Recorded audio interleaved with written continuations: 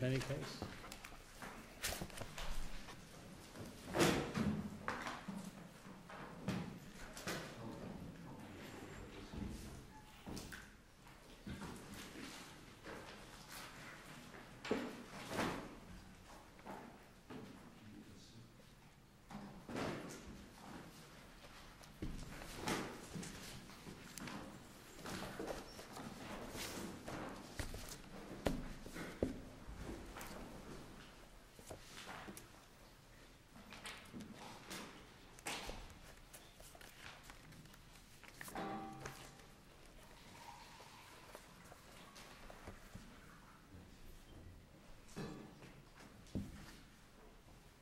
Morning. Good morning.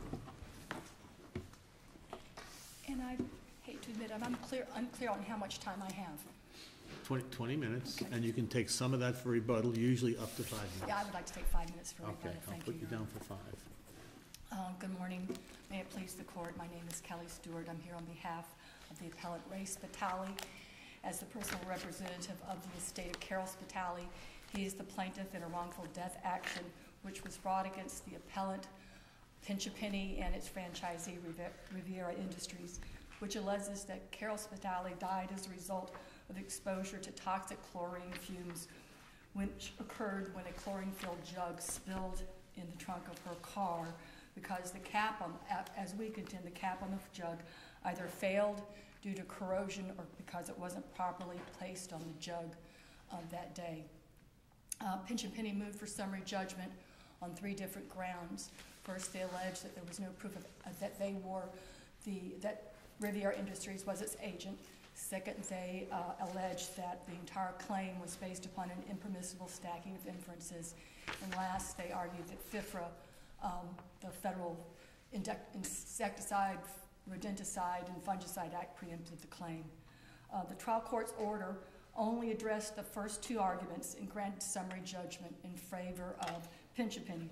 And although the evidentiary issues involving the inferences and the preemption issues would have equally applied to the franchisee Riviera, Riviera never moved for summary judgment until the only summary judgment that was entered on these issues was as to Pinch-A-Penny, so that's the only party that's here on appeal. As argued in our briefs, the trial court erred because there are material issues of fact regarding the agency issues, and also the trial court erred because our case is not based wholly on speculation and inferences as it relates to causation.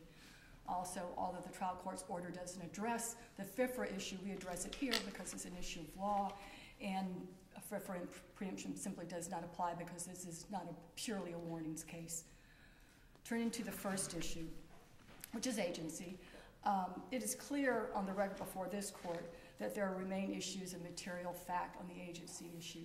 In particular, there's a franchise agreement in this case that gave extensive control by Pinch-A-Penny over its franchisee, Riviera.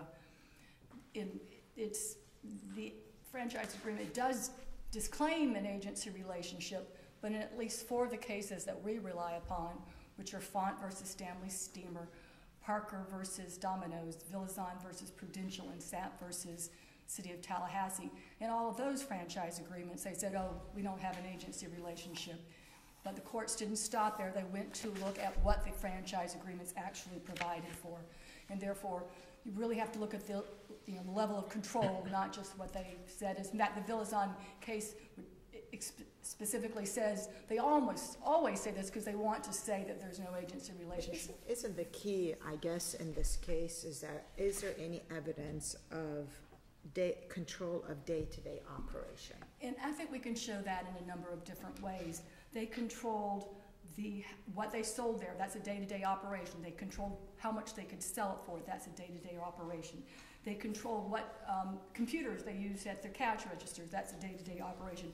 They controlled who was the manager. The manager had to get specific approval to be hired, and if they didn't like him, he could be fired. If they found that Mr. Riviera, who owned the company, became incapacitated, they could take over the company. They could take the franchise from him. They also, within the first 18 months, could claim the store. That's day-to-day operations. If they wanted to take over the store in the first 18 months, they could take back the franchise and operate the store on its own. They also controlled, in a more broader sense, they controlled the site plans for the building, they controlled the location of the building, they controlled any and all standards. One thing that's not in the record is something called the Confidential Operations Manual, but in addition to the franchise agreement, which controls all these things, we do not have in the record the Confidential Operations Manual, but it's referred to repeatedly in the franchise agreement saying you have to do everything according to this Confidential Operations Manual. In addition, Riviera had to buy specific types of insurance and had to buy it at the amounts directed by Pinch and Penny. Pinch and Penny also made them indemnify them for any and all. Even if Pinch and Penny made a mistake, they required Riviera to indemnify them. These are levels of control that almost exactly mirror the levels of control in Domino's and Stanley Steam Yard. If you go down the things in Domino's, they controlled site locations, they controlled architectural plans. That's exactly what we have here in Pinch and Penny. They controlled advertising here. Once again, everyday, weekly advertising, Pinch and Penny had to approve. It wasn't something the Riviera could do on its own. In Domino's, they could only sell Domino's products. The same thing here. They could sell something other than Pinch and Penny products, but then they had to be approved by Pinch and Penny. The bookkeeping requirements were controlled by Domino's. The same thing here. They had to use the same bookkeeping program that Pinch and Penny wanted them to use. They controlled how many hours. Domino's had to be open so many hours a week, 40 hours a week. In this case, Pinch and Penny had to be open 7 days a week. They didn't have any choice about it. That's what Pinch and Penny required this store to be open. And also in Domino's, they could have random inspections. The same was true here at Pinch and Penny. They could come into the store. In fact, they made the lease agreement specifically provide that somebody from Pinch and Penny could come into the store at will, that Riviera Industries didn't even have control over its store, that the lease had to allow Pinch and Penny to be able to come in and do site inspections. The other thing that Pinch and Penny also did in this case, they could come in and take samples off the shelves and not have to pay for them. If they wanted to give a customer an allowance to come in or an advertiser an allowance, Riviera had to respect that allowance. In other words, and these are very similar to the ones, if you look at Domino's and Stanley Steamer, we cite them in our brief, we lay them out. They're very, very similar. And in both of those cases, they found that those types of controls, showed that a jury could determine that there was an agency relationship. And the court simply doesn't address any of those in its order. And so we believe that on all those facts, that those create issues of control, not just overall. This isn't just to say that because the one case that they rely upon, which I believe is the Higgins case, which is a Miami sub shop, well, every franchisor kind of wants to make things meet a certain specification. Well, I can see that, but you don't have to make things kind of meet a certain specification. You don't have to be able to control who the manager is. You don't need to be able to require insurance. You don't need to be able to have a manager displaced because you don't think they meet their requirements. You don't have to control every little bit of advertising. You don't have to make them buy the computers that you want to make them buy because the customer never sees the computers. So I think there are very extensive issues of control here that are just simply not addressed by the trial court's order, nor are they addressed by the answer brief in this case, because this goes far beyond just trying to have it doesn't just say Pinch a penny on the front of the store. There's a lot of other control issues going on there. The next issue that the trial court addressed, and which we address now, is the issue of whether or not our case is based upon an unreasonable stacking of inferences. And I want to point out, because the trial court's order mentions it and because it simply isn't what our case is based upon, it doesn't really matter who put the jug of chlorine in the back of Mrs. Spatali's car. The trial court's order mentioned it, and it's heavily argued by Appellant's answer brief. I think we also heavily argue that's really not what the basis of our case is. It doesn't matter who put the jug in the car. It wouldn't matter whether she put it in it or somebody from Pinch and Penny put it in the trunk, because the issue here is if the cap wasn't placed on the cap or on the jug right, or if the cap failed, regardless of who put it in the trunk, that's what caused. Well, and it also doesn't matter whether or not why the jug fell over, because if the cap had been properly placed on the jug, it wouldn't matter if it fell over. What's the evidence in the record that addresses the mechanism of how the chlorine got in the car? Do we know? No, and that's the point I want to make. It doesn't really matter how. In other words, if she's driving and she turns a corner, if it falls over, if the cap's on the jug, we're not gonna have this massive spill. She's gonna get home.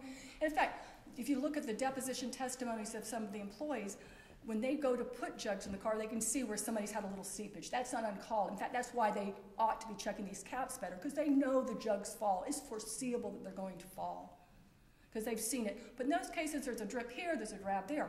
The only way this could have happened, because there's a huge spill there, weeks later, they're still finding chlorine in the wheel well. Well, is there any evidence that, I mean, are these jugs, are they like a propane tank? Are they reusable? Or? They're reusable. There is, the evidence in the record is that they're plastic jugs with a plastic cap on them. And that's the evidence in the record.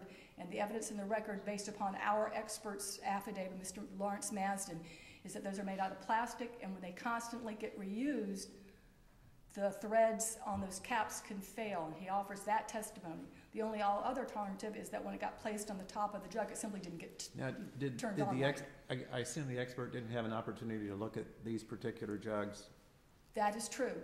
And we recognize the fact that if we had the jug, this would be an easier case. But the rule against stacking of inferences is that if you don't have an essential fact that is proven, you can't stack an inference on top of that. I guess you're making an assumption that that the cap must have come loose, or the cap, something occurred for the spillage to take place. What I'm You're saying making that is assumption. we know for a fact that an enormous amount of chlorine ended up in the trunk of this car. We know it for two depositions, Mr. Harden's deposition and Mr. Spatali's deposition, in which they said that there was 2 or 3 weeks later, there's still chlorine in the wheel well. When they go to take it takes them like 5 or 6 times to try to repair their art. There's so much chlorine in the car, in the trunk, we're talking in the trunk, that it seeps all the way through, and they have to replace the car seats. They have to replace all the seat belts. So we're not talking about anything that could have happened other than the fact that there was a massive spill. We know that. That's the underlying fact. There was a massive spill. What the inference is, it's our position, the only inference that can be drawn, the only way this massive spill could have occurred is if the cap comes off. If it simply tips over. Couldn't there be other inferences, that maybe she has something in her trunk, that maybe a sharp object, maybe something that would have sliced, since we don't know what these jugs are. There's a lot of speculation what could have occurred, or maybe she has something else in the trunk that may have caused the cap to come undone, and maybe if it's foreseeable that it would topple over, maybe there was something there that popped it open. That's the concern that I have in terms of inferences. And the case that I would recommend, Your Honor, to read then is the Shepard case. Shepard is a case where there's a fire in a storeroom, and and it had to do with the allegation was that they stacked bags on top of the heater, and they caught fire. And the defendant wanted to say, well, you don't know that somebody didn't come in and throw a cigarette, and you don't know that there wasn't some electrical spark that happened, and you don't know that the heater suddenly broke down. We can always come up with wild things that you don't know. But there's no evidence that there was anything in the trunk. There's no evidence that there was anything heavy in the trunk. That's what's speculation. Well, you don't have the jug. We don't have, I agree. And you did mention that perhaps the threads got worn out on the cap. So that sounds like, to me, you're saying it would be an argument that the threads got worn out after it was properly put on there, and the jug fell over in the process of normal driving, making a turn, and a massive amount of chlorine leaks out. And in order to get liability to pinch a penny, then your argument would have to go that they had a duty to inspect all these containers, and if it was about to go, they're not supposed to let the customer leave with it. And I don't think you're going to get an average kid stocking chlorine jugs to have that kind of qualification to inspect lids. The only thing that I can direct Your Honor to is the testimony, the deposition testimony of the store manager, and it's hard to say his last name, is Prisbilia, and he said that his employees inspected the caps, that they were trained to inspect the caps. That's not something I made up. If you look at his deposition, he agrees that that's what they were supposed to be doing, that they specifically had training for their employees to do that. Okay, and how does that relate to pinch a penny? Is that in the manual of the franchise agreement? What this is if they are their agents, they're vicariously liable for their activities. Count 4 of our complaint was vicarious liability. If they are agents, which is our position, the argument about the fact that they had so much control over the store that they become their agents, that's Florida law. You can become an agent. Is there greater control in this franchise agreement than your typical McDonald's agreement or the mobile oil cases? Well, in the mobile oil case, and I'll address that, Your Honor, the mobile oil case, and 1 second so I can have my description. In the mobile oil case, the evidence in the record was that Mobile owned the property, Mobile products were sold there, and Mobile trademarks and logos were used, and that they used their symbols. That's, if you look at the case, that's the only evidence that they said. It's simply a logo case. If our case was that Pinch a Penny put its name on the front of the store and they sold some Pinch a Penny products, we'd be out of luck because that's what Mobile says. But we're like Font versus Stanley Seymour and Parker versus Domino's, where every single day things are being done pursuant to this franchise agreement and an operating manual. So we have a lot more than just a logo on the door and selling some Pinch a Penny products. You're down to 5 minutes. You want to save it? And then briefly, I'll just address the FIFRA argument. I think we make it very clear in our case, in our brief, that this is not although there were some warning allegations, they didn't move. If the court did not consider it. Okay. Thank you, Your Honor. I'll save my 5 minutes. Okay, you got it.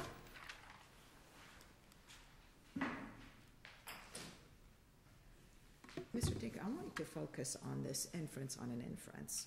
All we have is what? They're able to prove that there's a spill. How do we get? How do we get to the fact? Is there the first, you have to infer, and I think they make that somehow the cap was worn off. There are actually a lot of issues that even go back beyond that, and I think as Judge Wallace said, we don't even know who put the jugs in the trunk or how they were arranged in there. We don't know why they tipped over. We don't know that these were defective. There was evidence that she had just recently purchased new jugs. We don't know if she was using the brand new jugs or if these were old jugs that she brought in. There was evidence that these jugs actually are to a certain extent ventilated, or that there can be seepage even if the cap stays on. We don't know then if it fell over and the cap did not fail, if that's even what happened, if a sufficient amount of chlorine would have leaked out to cause the problem anyway. Her son-in-law inspected jugs after her, and he said the ones that I looked at I think look fine, but he couldn't necessarily say for sure which one of them was the one that spilled or tipped over. So there are multiple inferences that would have to be put together in order to get to the point where you could start imposing liability on Pinch a Penny at this point. So I hope that answers your question. I mean, like I said, we don't even know who put the caps on the jug at the store, and it's possible that the decedent did it herself. We don't know any of these facts, and if you get to the end of the day, it's the plaintiff's burden of proof to establish a claim. Excuse me. And I don't believe that she can carry that burden in this case, given those inferences that would have to be placed on top of each other. If that answers that question, I'd like to focus on the agency issue, because I think this goes far beyond. Mobile oil has been described as just a signage case, and that's not what the Supreme Court looked at there. And I'd like to first point out that was a case that was decided as a matter of law. It got to the Supreme Court following a dismissal for failure to state cause of action. And they looked at more than just signage, trademarks. They said that Mobile controlled the pricing. They owned the property. They would perform site inspections. They controlled exactly what was sold there. They gave advice on how to run the station, appearance and advertising. So they went way beyond what just putting the Mobile sign on the front of the building, and did exactly what counsel was listed that was in the agreement in this place. And I think the important thing, there's two of them. First of all, as far as the only evidence of the dispositive factor is the day-to-day operations, not the advertising and signage. Who controlled the day-to-day operations? There's one affidavit in the court file says no, Pinch a Penny did not control Rivera's day-to-day operations, and the critical thing there is that actually came from a Rivera representative. It would have been to their benefit to say, yes, they do control our day-to-day operations, keep us in the case, make us vicariously liable for them. But he said, no, they do not control the day-to-day operations.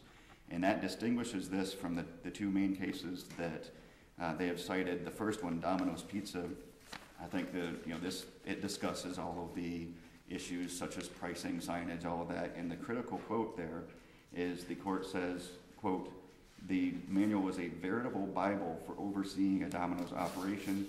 It contains prescriptions for every conceivable facet of the business. The manual literally leaves nothing to chance." We don't have anything even remotely similar to that here. Stanley Steamer was the same thing. There was directions as to the methods and the means of how to do the carpet cleaning. not just that you have to use our trucks and our signage and our products. It just told them, this is how you clean the carpet every time you go out. So that's beyond anything that we have in this case.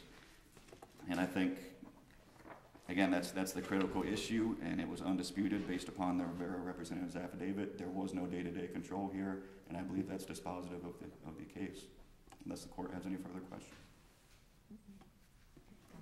Thank you. All right, Ms. Stewart, you've got your 5 minutes. And I'll be very brief. I think I want to make a point that it's not actual control. In other words, it's not actually walking out every day and making sure they do these things. And Villazon is the Florida Supreme Court case that makes that clear. At page 853 of that case, it's the right to control it. The fact that Pinch and Penny may not have been out there every day doing it doesn't mean they didn't have the right to do it. And that franchise agreement gave them the right to control all those things. They gave them an operating manual, and they had to comply with it or the franchise would have been pulled. So I want you to look at what right they had to control it. The issue of actual control is not outcome determinative.